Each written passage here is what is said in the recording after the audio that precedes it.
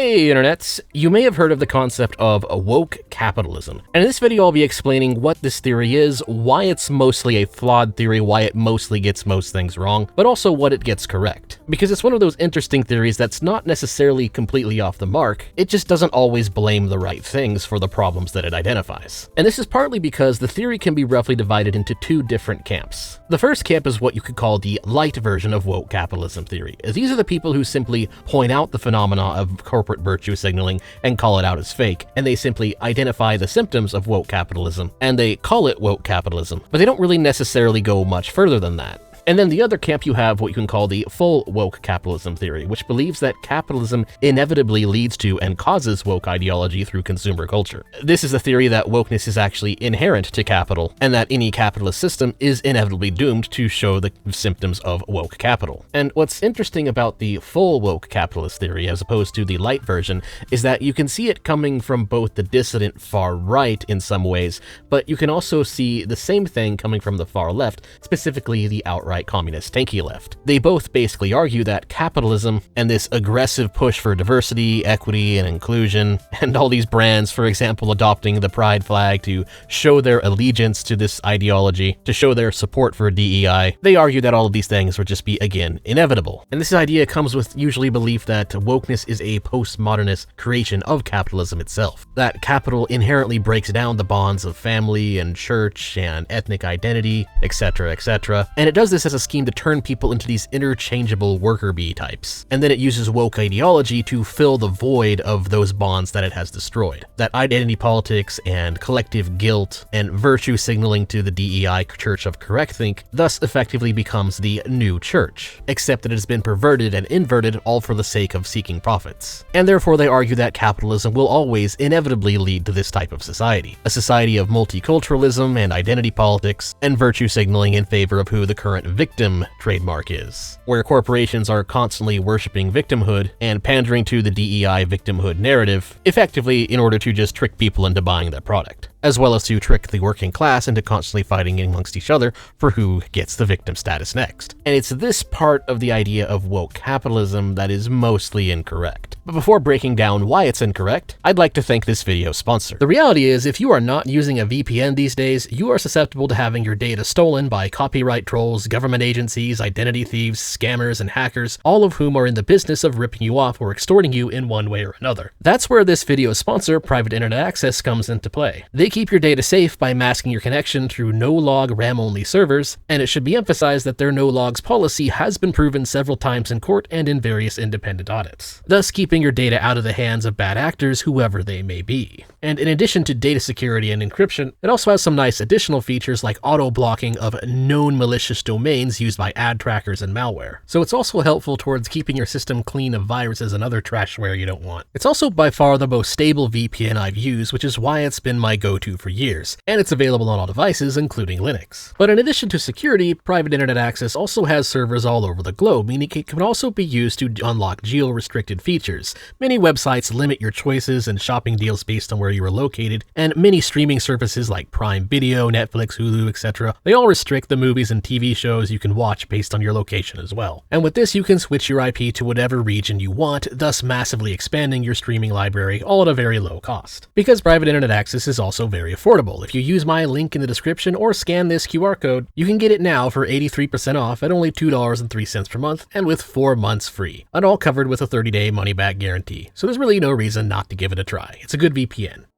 Anyways, in order to get started with understanding what woke capitalist theory gets wrong, you first have to understand the most important thing that it actually gets right, which is that woke capitalism is entirely fake. This is something that many people have noticed for years and years, but not everybody fully understands what it implies. Take this post from Conspiracy Reddit 4 years ago. Woke capitalism is all BS. American corporations claim to be all in for LGBT rights here, but they scrub all references to LGBT rights from their brands in China, and then of course he just repeats that it is aka all BS. And this is entirely true. They don't really believe the ideology. Some of them do. I'm sure they have many true believers working in many corporations. But a lot of it is very easily proven to be total nonsense, especially when you look at any company under the microscope. Like, for instance, let's just take Wendy's as an example. Here's Wendy's back 6 years ago on their main website, how Wendy's supports LGBTQ plus allyship. Got their little pride flag and celebrating Spirit Day. But do they really believe this? Do they actually care? A quick look at Wendy's executive leadership reveals that historically they've been relatively Republican leaning. And actually reading into what Wendy's claims they did to support LGBTQ plus allyship, it appears to be nothing more than lip service. It's very easy to say that you support certain things, but their actions amount to little more than just another form of advertising. And so the reality is they probably don't care. The thing that Wendy's cares about as a corporation is to get people into their doors so that they will buy spicy nugs. And whatever mask they wear is just a means to that end. And so ultimately it's just seeking profits, which gives you a hint as to what's specifically wrong with woke capitalist theory. When you realize that it's all fake and that it's all essentially just an advertisement campaign, what's really going on starts to become a lot more clear. So I'll now go over a lot of the claims made by people pushing the hard woke capitalist theory to show you what I mean. Starting with the idea that woke capitalism is a plot to turn identity into a commodity and thus transform the populace into a legion of low IQ, low impulse control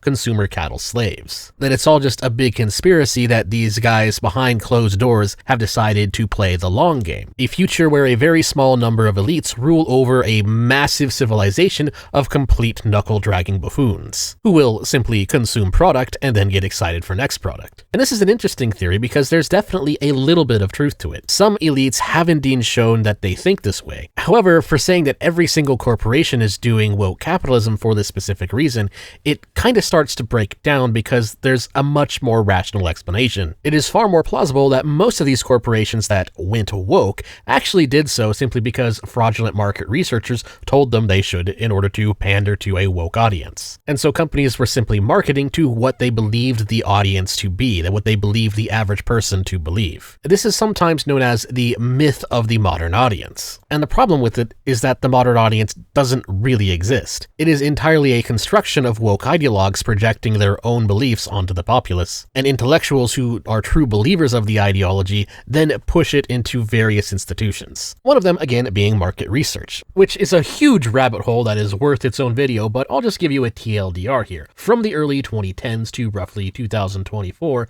a lot of intellectual agencies pushed the claim that DEI would be good for business, that woke ideology infecting everything was simply what the customers wanted. And they used a lot of statistical fallacies and typical disingenuous tactics in their pitch, things like pretending to not understand that there is a difference between revealed preference and stated preference, or not controlling for just very obvious confounding variables, so things like comparing a film with a lot of wokeness in it to a film with very little wokeness, without also comparing the budgets of those films. And another thing that was very common is them just misrepresenting what wokeness is. They'll conflate it and compare it to things that aren't really woke, like conflating DEI ideology and woke ideology with simply the presence of minorities, which is actually not what woke ideology really is. And to make a very long story short, they lied. Woke ideologues that have managed to worm their way into Western intellectual institutions lied at the top of their lungs. They sold a pitch that woke would be good for business to corporate America, and it was complete 100% bogus. It was all a massive scam. And so most of corporate America just ended up injecting woke ideology into whatever their PR campaign was for the moment, because they believed that that's how society was. Corporations that are selling a product, corporations that have to actually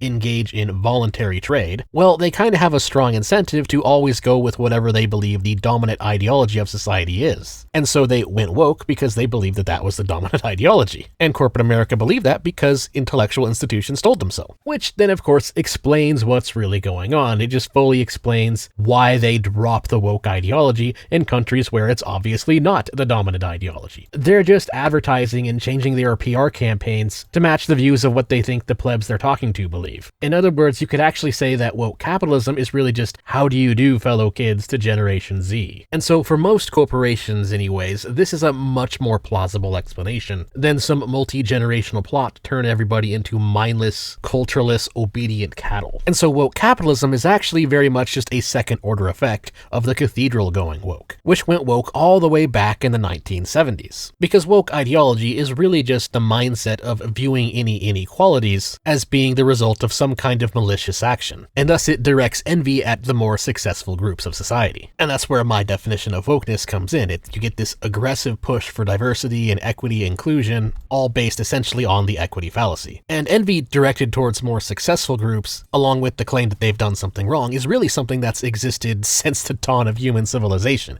It's a very, very, very old mindset. But woke ideology in its current form, what we call woke ideology and how it is actually practiced and what they believe, is really just the equity fallacy of globalism, which has its roots in the civil rights movement, and how ever since then it became taboo for anybody in academia to suggest that the reasons for inequalities were anything other than some form of discrimination. And this, of course, was going on and happening all way before we started seeing what we call woke capitalism. And so that's what really caused all of this. Another problem with saying that woke capitalism is a long game by all these corporations to turn everybody into low IQ, low impulse control consumer cattle is that it's not actually a very good long game.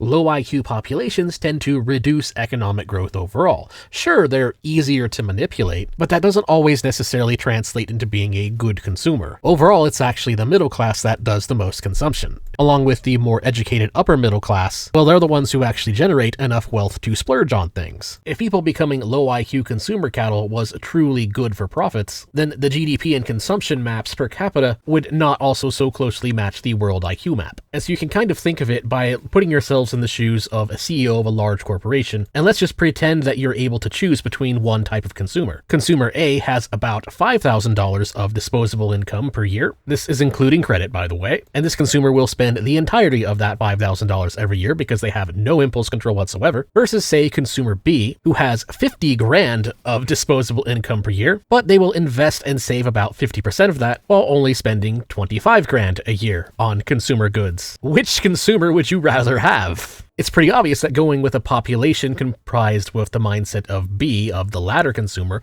would be better for your business overall. Or to put it very simply, a lower IQ society is actually bad for profits. And it's pretty easy to understand why. That being said, there are indeed people within our ruling elite that absolutely would love everybody to be low IQ, easy to manipulate slaves. And that, of course, is the state, which brings me to the next thing to refute. And this is something that comes a bit more from the far-left tankies. They'll claim that capital is woke, and for proof of this, they will point to the regimes of Stalin and Mao Zedong, as well as even sometimes North Korea, which may appear on the surface to, not really follow woke ideology very much. At least in the way people in the West view woke ideology, you're not really going to see that in North Korea at all. And if you look in the past, if you look at the history of Mao and Stalin, well, they weren't exactly very big friends to LGBT or virtue signaling, the certain things that we tend to virtue signal in the West about. However, this is short-sighted because it's taking the Western current modern day manifestation of the woke mindset and then projecting that onto history, which doesn't really make much sense. When we look at it more from the framework of woke ideology being the essence of envy directed at the more successful groups, or just this general idea of inequality means that somebody cheated, well then all of a sudden their regimes actually reveal themselves to be extremely woke. Both Stalin and Mao Zedong embodied this more broad definition of wokeness through their core Marxist-Leninist ideology and how they governed. It was just less along identity politics lines of whether or not you identify with LGBTQ plus or whatever. They drew it more on class lines, with the sell that those who owned the means of production were exploiting the working class. Take, for example, this quote from Joseph Stalin. "The world is divided up into two antagonistic camps, the camp of a small handful of capitalists and the camp of the majority, the proletarians. The proletarians work day and night, nevertheless they remain poor. The capitalists do not work, nevertheless they are rich. This takes place not because the proletarians are unintelligent and the capitalists are geniuses, but because the capitalists appropriate the fruit of the labor of the proletarians, because the capitalists exploit the proletarians." This quote from Stalin here is very much in line with the very essence of what woke ideology is. The claim that the haves only have because they stole from the have-nots. And this is a very useful message for the state, because the state can then sell to the people who they are telling are the oppressed group the idea idea that all they need to do is simply follow the state and give the state power and swear their allegiance to the government, and the government will then take care of them. That the state can then right this alleged wrong, thus justifying the existence of the state for entirely the purpose of redistributing the wealth. And so thus the government state dictator, they're the ones who very much have a very strong incentive to ensure the populace is a populace filled with people who belong to the victim class,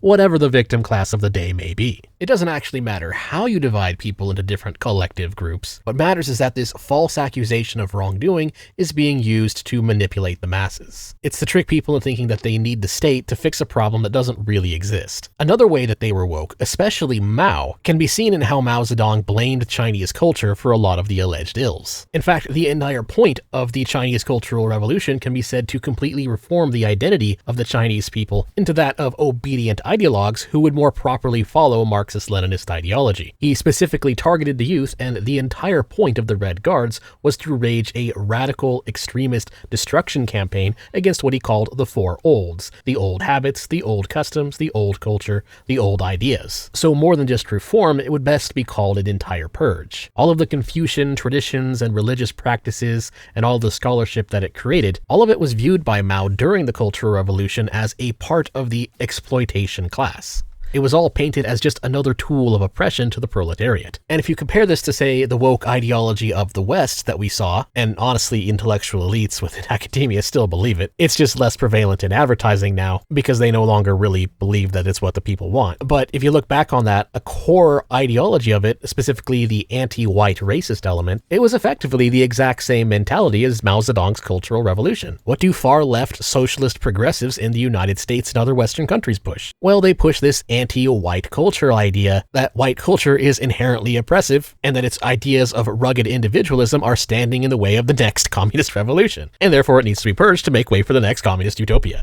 It's exactly the same nonsense, just for a different time in history. But the mentality that drove it was essentially the same. Because whites are viewed as being on top of the progressive stack in neo-Marxist ideology, with how progressives tend to view things today, it was effectively the same guilt by association with the Confucian traditions of ancient China. Those traditions were viewed as part of the ruling elite, or the oppressor group of Mao Zedong's days, and thus those traditions had to be destroyed. And we see the exact same thing with the anti-white far left of today. Exact same game, exact same justifications, exact same fallacies. It's just different collective groups being targeted. And this is a very important thing to highlight whenever you're talking to any MAGA communist types, because they're absolutely falling for a massive scam. There is no such thing as MAGA communism. The so-called conservative communists will ultimately turn on conservatism and blame the old conservative values, all with the justification that culture needs to be reformed in order to make way for, again, the next so-called communist utopia. So don't ever let one of these tankies tell you that, oh, well, Stalin and Mao Zedong, they weren't woke. This is all just a creation of the new left. And we're totally not like those guys. They are completely 1000% full of it. The old communist regimes of the past were absolutely woke, and in fact North Korea is still woke. They just manifest the core concepts behind woke ideology in different ways. It is all just collectivist envy directed at the more successful groups, and then from a strategy standpoint that is then used to justify state control. So this all brings us to the question then, how did woke capitalism manage to manifest in the West? Because the more light versions of woke capitalist theory, they effectively just look at it and they're pointing to a phenomenon that does indeed exist. They're just blaming the wrong thing for it. They use the phrase crony capitalism, and that's not really correct. One thing people often forget to look at is the fact that the West has, interestingly enough, become less capitalist over time. We forget that the percentage of GDP going to the state for socialized programs has increased over the course of, say, the history of the United States. And if you were to graph the prevalence of woke ideology in the West, you would notice that it is roughly the same graph. And the reason this happens is because when you have the state getting larger and larger and larger, then that increases the incentive for companies to use the state to their own ends. And so thus another reason that some big companies, specifically the biggest companies, might go woke is just to eliminate the competition. Through the grift of regulatory capture. After all, they can afford the cost to comply with woke regulations, whereas small companies cannot. And woke ideology is a very effective and very sneaky way to justify the corruption of regulatory capture in this way. Passing laws that require equality checkups on business ultimately just adds to barriers to entry. And it adds to those barriers in a way that progressives won't really notice. In fact, they will often complain about crony capitalism while then supporting the ideology that is currently driving crony capitalism. Because of course, the far left progressives of today, the neo-Marxists, they don't actually understand economics, and so they don't actually understand how this power is being used. They know that there is regulatory capture, but they don't really understand that regulatory capture is always used to increase regulation rather than decrease it. And so if they were to propose a new regulation that would require businesses to pay a $50,000 permit fee for inspecting for diversity, equity, inclusion, or whatever, the neo-Marxists would of course clap, clap, clap. They would be completely on board with that. And then they would not understand why it is these big corporations seem to be just continuously getting bigger. They just don't get it. They don't understand. The fact that the smaller business can't afford to even pay that fee because the fee is higher than their profit margin, that just completely flies over the neo-Marxists' heads. This is probably one of the most hilarious and pathetic things about BreadTube, and how they became the man who believes that he's fighting against the establishment while supporting the establishment. It's more than just on a cultural level, but it's also something that they fell for on a power level. They failed to realize that the woke ideology that they themselves were pushing, well, all it really did in the end was just give the big corporations, who are in bed with big government, better justifications to continue their corrupt activities. Because here's the thing about quote-unquote crony capitalism. It doesn't actually exist. Or at least it's not really something you should call crony capitalism. Because capitalism is really just free trade, and what they're doing isn't free trade at all. But rather what they're really doing is passing regulations that are in favor of the big corporations, ultimately designed to funnel wealth from small businesses up to the top. And this is then used to subsidize and provide benefits to the top corporations who've invested the most money into lobbying for policies that would favor them. And this is something I posted on X a while ago about. What we call crony capitalism would actually be just more accurately labeled corporate socialism. The way it works is socialist benefits and restrictions of central planning and other communist ideas. They've all been implemented into the economy, but with the caveat that they are strictly only for the big corporations instead of the general public. And the average normie, especially the average progressive neo-Marxist leftist, has serious difficulty understanding this. They can't wrap their heads around why the solution to government corruption is in fact not more government. And the idea of woke capitalism is just another thing that befuddles them. They don't put two and two together and realize that woke capital is really just proof that cronyism is socialism. And so the truth of woke capital, I believe, is it's just a case of confusing cause and effect. Whenever socialist and communist thinking manages to gain a foothold as the dominant ideology, then private businesses gain an incentive to fall in line and pledge their allegiance to the Church of Correct Think. And there's pretty obvious proof of this when you look at university campus ideological demographics. It was actually as early as the 1980s that it became politically incorrect for university faculty to be right-leaning in any way, long before what we call woke capital started. Rather than capitalism leading to wokeness, it was actually socialists taking over intellectual institutions, who then used their elite positions to change society in ways that would be more in favor of socialist ideology. It was all of that that caused a lot of companies to go woke. Some of the companies, as I mentioned earlier, were just doing it as a part of a PR campaign and advertising by shifting their advertising focus to the Church of Correct Think and advertising in ways that they thought, at least, was going in favor of a modern audience. While then some of the bigger corporations, such as financial institutions, like for instance BlackRock and Vanguard got a lot of attention for this earlier, well, they were doing it just as a way to stifle competition and gain benefits for themselves through these corporate socialist policies. But then this all brings us to the final question, because of course this is 2026, and it appears that woke capitalism isn't really a thing anymore. And the answer is because I think they just went too hard. Because again, what the intellectuals were telling these companies wasn't actually true. The ones who went all in on wokeness, you're just mainly a PR campaign. The ones that weren't too heavily involved in the cronyism, well, what they were doing was all based on something that the populace didn't actually like overall. And so the cultural backlash, as well as along with the re-election of Donald Trump, it kind of signaled to these companies that what they were being told wasn't actually true. And while Trump has overall been disappointing, one thing he also did that was actually somewhat useful was cutting down on disparate impact, which is a socialist policy which effectively makes the equity fallacy law. That's another big reason behind woke capitalism and why it's actually just socialism. Because the whole diversity, equity, inclusion thing, well, disparate impact makes it so you legally have to, as a private business,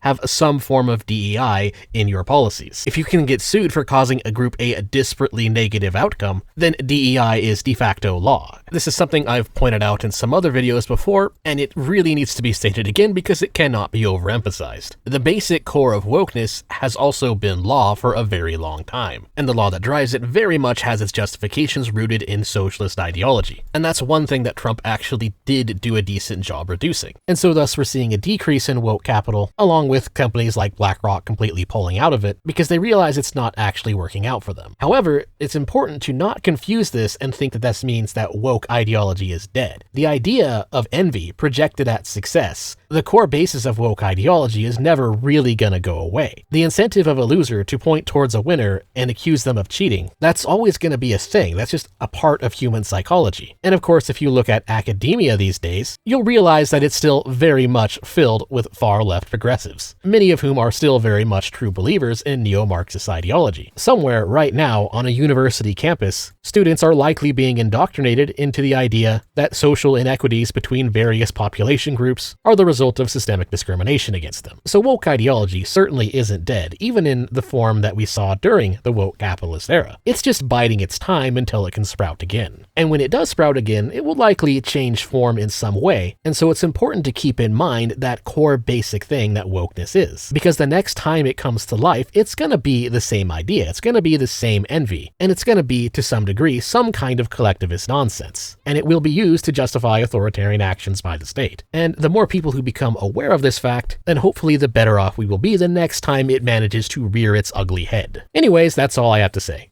Thanks for watching. Please like, share, comment, and subscribe. And if you like my content, you can support me on Ko-Fi, Subscribestar, by buying some merch, or again by checking out this video's sponsor, Private Internet Access. But yep, I am done. That's it. That is the end of the video. Till next time.